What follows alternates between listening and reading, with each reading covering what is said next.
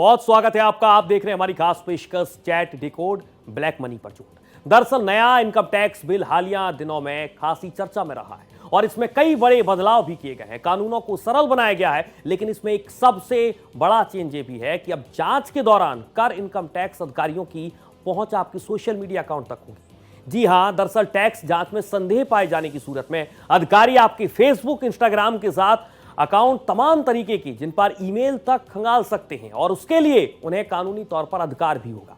सीधे शब्दों में आईटी अधिकारी नए टैक्स बिल के जरिए टैक्स पेयर्स के डिजिटल एसेट्स का एक्सेस मांग सकते हैं। इंस्टाग्राम, व्हाट्सएप, चैट डिकोड, बेहिसाब संपत्ति पर बड़ी चोट।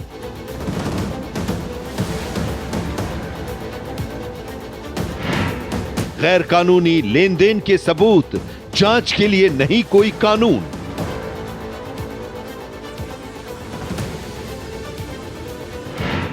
आईटी कानून में बदलाव, डिजिटल शब्द जोड़ने का सुझाव।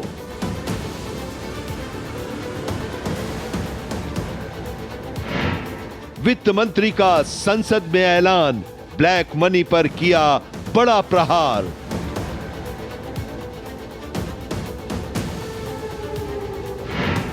अकाउंट एक्सेस लोकेशन ट्रेस, आरोपी पकड़ने का फॉर्मूला सेट।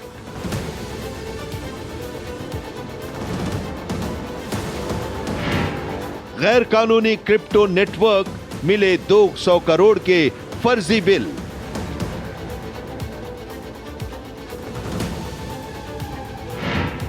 जमीन की बिक्री में खेल, गूगल हिस्ट्री से पकड़ा अवैध कैश।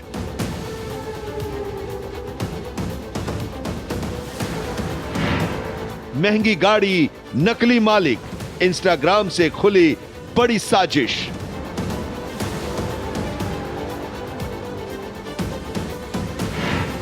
व्हाट्सएप चैट इनक्रिप्टेड संदेश, तीसरे शख्स के पढ़ने पर रोक।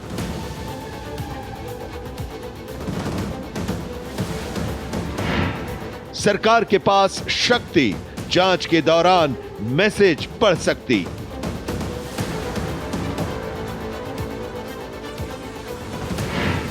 शिकायत के बाद जांच, जब्त फोन से डिटेल पाने का अधिकार।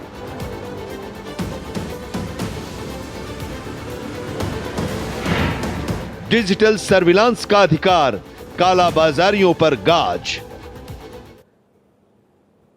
व्हाट्सएप की चर्चा अक्सर गलत कारणों से ही होती है। हालांकि इसी व्हाट्सएप की मदद से सरकार करीब 250 करोड़ रुपए की टैक्स चोरी का पता लगा पाई है और ये जानकारी खुद वित्त मंत्री निर्मला सीतारमण ने दी है। उन्होंने आयकर विधेयक 2025 के प्रावधानों का बचाव करते हुए कहा कि क्रिप्टो एसेट से जुड़े 250 करोड़ रुपए के बेहिसाब भी धन का पता लगाने में व्हाट्सएप मैसेज से मदद मिली है। वित्त मंत्री निर्मला सीतारमण ने हाल ही में संसद में कहा कि व्हाट्सएप चैट और इंस्टाग्राम अकाउंट्स डिकोड करके 250 करोड़ रुपए की बेहिसाब संपत्ति पकड़ी गई। उन्होंने कहा कि गैर कानूनी लेन देन के सबूत मिलने के बावजूद इसकी जांच के लिए कोई कानून नहीं है, इसलिए हमने सोचा कि इनकम टैक्स कानून में डिजिटल शब्द जोड़ना होगा। निर्मला सीतारमण ने संसद में बताया कि इनकम टैक्स ऑफिसर्स ने लोगों के इंस्टाग्राम अकाउंट्स एक्सेस किए, व्हाट्सएप मैसेज डिकोड किए और गूगल हिस्ट्री से उनकी लोकेशन ट्रेस की। इससे करोड़ों की बेहिसाब संपत्ति पकड़ी गई। उन्होंने अपने भाषण में बताया कि एन्क्रिप्टेड मैसेज यानी कोडेड मैसेज और मोबाइल फोन्स को डिकोड करके 250 करोड़ रुपए की बेहिसाब संपत्ति पकड़ी गई। व्हाट्सएप मैसेज से 90 करोड़ के क्रिप्टो एसेट्स और उससे जुड़ा नेटवर्क सामने आया। व्हाट्सएप पर हुई बातचीत और उससे मिले आपत्तिजनक मटेरियल से 200 करोड़ रुपए के फर्जी बिल और इस फर्जीवाड़े में शामिल लोगों को आइडेंटिफाई करने में मदद मिली। लोगों के फोन की गूगल हिस्ट्री से उन ठिकानों का पता लगा जहां गैर कानूनी कैश को छिपाया गया। बेनामी संपत्ति के मामले में इंस्टाग्राम अकाउंट्स का इस्तेमाल किया गया। इससे महंगी गाड़ियों के असली मालिकों का पता चला। हमने इंस्टाग्राम के जरिए इस केस को सॉल्व कर लिया। आपको बता दें कि आमतौर पर कोई तीसरा व्यक्ति किसी के व्हाट्सएप चैट या एन्क्रिप्टेड मैसेज को नहीं पढ़ सकता, लेकिन सरकार को बेनामी संपत्ति, फर्जी लेन देन या किसी और आपराधिक मामले की जांच के दौरान आरोपी के कंप्यूटर या मोबाइल को जब्त कर उसकी जांच करने का अधिकार है।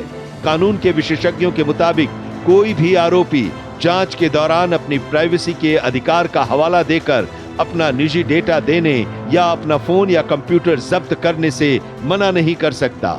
सरकार आपराधिक मामलों में मोबाइल फोन जब्त करने के बाद ही पासवर्ड लेकर सारे डिटेल निकालती है। आर्यन खान और सुशांत सिंह राजपूत जैसे हाई प्रोफाइल मामलों में भी जांच करने वाले अधिकारियों ने मोबाइल से डेटा निकाला। वित्त मंत्री ने जो मामले बताए हैं उनमें सरकार ने शिकायत के बाद जांच की, उसके बाद कानून से उसे जो ताकत मिली उसके तहत ही जब्त किए गए फोन से डिटेल्स निकाले गए हैं। सरकार किसी की लगातार जासूसी नहीं करती है।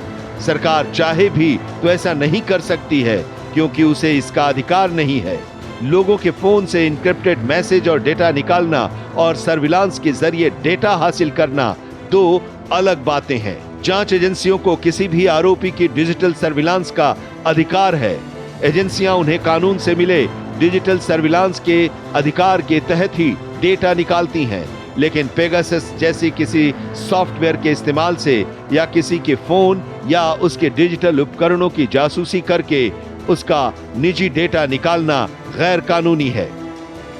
देश की पार्लियामेंट ने, फाइनेंस मिनिस्ट्री ने जो इनकम टैक्स में परिवर्तन करते हुए डिजिटल टैक्स लगाया है, वो सभी ऑनलाइन एडवर्टीजमेंट्स और डिजिटल फॉरेन एड्स या जो भी डिजिटल माध्यम से लोग या कंपनीज पैसा कमाती हैं लेकिन उनकी अकाउंटेबिलिटी टैक्स को लेकर के सरकार के लिए नहीं होती है, तो उसको लेकर के भारत में अभी तक कोई कानून नहीं था, जिसकी वजह से ये जो 6% टैक्स लगाने की बात चल रही है और जिसको 1 अप्रैल 2025 से इफेक्टिव किया जा रहा है, क्योंकि डिजिटल एरा है, डिजिटल युग है और उसमें चूंकि तमाम एप्लीकेशंस, तमाम कंपनीज जो है एडवर्टीजमेंट करती हैं मगर टैक्स नहीं देती हैं और उन एडवर्टीजमेंट से पैसा कमाती हैं। उनको रेगुलेट करने के लिए, उनको एमेनेबल लॉ के लिए करने के लिए और उनकी अकाउंटेबिलिटी फिक्स करने के लिए ये पार्लियामेंट में एक लेजिस्लेशन जो है उसमें इंट्रोड्यूस हो रहा है और ये जो है उसमें चेंजेस लेकर के आएंगे। इनकम टैक्स एक्ट में फिजिकली मौजूद बही खाते, कमाई, खर्चे और लेन देन के मैनुअल रिकॉर्ड की बात की गई है, लेकिन डिजिटल की बात नहीं की गई और इसीलिए अक्सर इस कानून पर विवाद भी होता है। प्राइवेसी का मुद्दा उठता है। लोग कोर्ट जाकर भी ये कहते हैं कि मेरे बही खाते में मैंने दिखा दिए हैं, फिर मेरा डिजिटल डेटा देखने के लिए मेरा पासवर्ड क्यों मांगा जा रहा है। एक बड़ा मुद्दा भी है, लेकिन इन सब के बीच इनकम टैक्स बिल 2025 पारित हो जाने पर जांच अधिकारियों को इन परेशानियों का सामना नहीं करना पड़ेगा। सरकार को फिलहाल 3 प्रमुख नियम कानूनों के तहत आरोपी का पर्सनल डेटा निकालने का अधिकार मिला हुआ है। इनकम टैक्स एक्ट 1961, इस कानून की धारा 132 के तहत ऑफिसर्स को टैक्स की चोरी और संपत्ति छिपाने के मामले में लॉकर तोड़ने, सामान जब्त करने और फाइलों की जांच करने के अधिकार हैं। अगर जांच करने वाले ऑफिसर के पास किसी आरोपी के एक्सेस कोड नहीं है और वो व्यक्ति जांच में सहयोग नहीं कर रहा है, तो ऑफिसर उसके कंप्यूटर सिस्टम तक पहुंच सकते हैं। इंफॉर्मेशन टेक्नोलॉजी एक्ट 2000, इस कानून में फाइल्स के अलावा इलेक्ट्रॉनिक रिकॉर्ड्स का भी जिक्र है। टैक्स चोरी के मामले में मोबाइल वगैरह जब्त करने के बाद पूछताछ होती है। जब्त मोबाइल से इनकम टैक्स डिपार्टमेंट व्हाट्सएप की बातचीत और गूगल सर्च हिस्ट्री हासिल कर लेता है। आयकर विभाग टेलीकॉम कंपनियों से लोगों की बातचीत यानी सीडीआर का विवरण भी हासिल कर सकता है। गृह मंत्रालय का आदेश। दिसंबर 2018 में केंद्रीय गृह मंत्रालय ने एक आदेश जारी करके 10 सरकारी जांच एजेंसियों ED, NIA, intelligence bureau, narcotics control bureau, CBI, DRI, raw, Delhi police और आयकर विभाग को डिजिटल सर्विलांस करने का भी अधिकार दिया था। इसके दायरे में इंटरनेट, ऑनलाइन और डिजिटल उपकरण भी आते हैं। हालांकि इस आदेश को सुप्रीम कोर्ट में चुनौती दी गई थी। निर्मला सीतारमण ने संसद में अपने भाषण में बताया कि इनकम टैक्स एक्ट में फिजिकली मौजूद बही खाते, कमाई, खर्चे और लेन देन के मैनुअल रिकॉर्ड की बात की गई है, लेकिन डिजिटल की बात नहीं की गई है। इसलिए अक्सर इस कानून पर विवाद होता है और प्राइवेसी का मुद्दा उठता है। लोग कोर्ट जाकर कहते हैं कि मेरे बही खाते मैंने दिखा दिए हैं, फिर मेरा डिजिटल डेटा देखने के लिए मेरा पासवर्ड क्यों मांगा जा रहा है, ये एक बड़ा मुद्दा है। जानकारों के मुताबिक इनकम टैक्स एक्ट 1961 में इस कानून में स्पष्ट तौर पर इलेक्ट्रॉनिक रिकॉर्ड और कंप्यूटर जैसे टूल्स का जिक्र नहीं है। इसीलिए इनकम टैक्स ऑफिसर जांच के दौरान mobile phone, laptop, hard disk और ईमेल में एक्सेस की मांग करते हैं। क्रिप्टो का कारोबार बढ़ रहा है, लोग फोन और कंप्यूटर में इसके रिकॉर्ड्स रखते हैं, लिहाजा कानून के पालन, टैक्स चोरी पर लगाम और अपराधों को रोकने के लिए डिजिटल मामलों को लेकर स्पष्ट कानून बनाए जाने की जरूरत है। वित्त मंत्री ने अपने भाषण के दौरान कहा है कि सरकार अब इनकम टैक्स एक्ट 2025 में कुछ सख्त नियम जोड़ने जा रही है। एक्ट को संसद की सेलेक्ट कमेटी के पास भेजा गया है। बिल में डिजिटल एलिमेंट जोड़ा जाएगा, जिससे किसी की डिजिटल जानकारी को हासिल करना कानूनी हो जाएगा। अगर आप देखें तो इनकम टैक्स एक्ट समय समय पर जैसे परिवर्तन होते हैं ना, जैसे जैसे जहां जहां ऐसा समझ में आता है फाइनेंस मिनिस्ट्री को कि ये इन सोर्सेस से जो है रेवेन्यू जनरेट हो रहा है मगर टैक्स की अकाउंटेबिलिटी नहीं हो रही है, तो वहां पर गवर्नमेंट जो है कंसीडर कर सकती है ऐसे एरियाज को टैक्सेशन की लिमिट में लाने के लिए, टैक्सेशन लॉ के अंतर्गत लाने के लिए। दूसरा, जब हम पर्सनल डाटा की बात करते हैं तो ये बात सही है कि सुप्रीम कोर्ट की जो जजमेंट है जस्टिस के.एस. पुत्तुस्वामी की, वो 9 जजेस बेंच ने कहा कि right to privacy fundamental right है, लेकिन उसमें एक टेस्ट ये भी था कि राइट टू प्राइवेसी अगर law of subject to the law of the land या किसी महिला के या बच्चों के यौन उत्पीड़न से संबंधित है या किसी कोर्ट को या इंक्वायरी कमेटी को या किसी एजेंसी को वो पर्सनल डाटा चाहिए, तो वो पूरा अधिकार गवर्नमेंट के पास होता है कि due process of law follow करके। ये याद रखना है क्योंकि इसमें due process of law follow होना बहुत जरूरी है। तो due process of law follow करके वो डाटा जो है, जो एजेंसी है वो रिकवर कर सकती है जब जैसी परिस्थितियां हो, वो पर्टिकुलर पीरियड के लिए, वो भी जो है वो कंसेंट लेने के बाद अप्रोप्रिएट अथॉरिटी की।